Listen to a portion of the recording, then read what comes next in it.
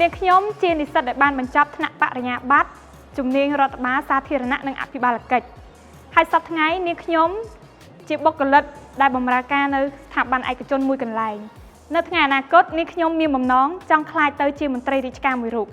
ហើយនាងខ្ញុំពិតជាមានមោទនភាពមែនទែនចំពោះខ្លួនឯងនៅក្នុងការខិតខំរយៈពេល4ឆ្នាំនេះ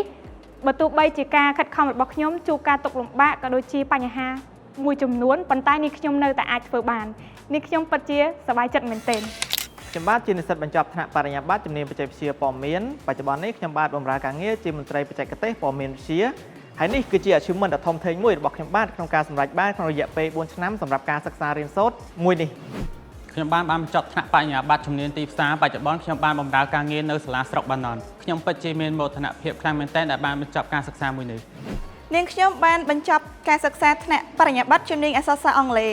បច្ចុប្បន្ននាងខ្ញុំធ្វើការនៅសាលាឯកជនមួយកន្លែងហើយនាពេលខាងមុខនាងខ្ញុំនឹងបន្តការសិក្សានៅប្រទេសអ៊ីតាលីក្រោមគម្រោងសហភាពអឺរ៉ុបនៃសាកលវិទ្យាល័យជាតិបាត់ដំបង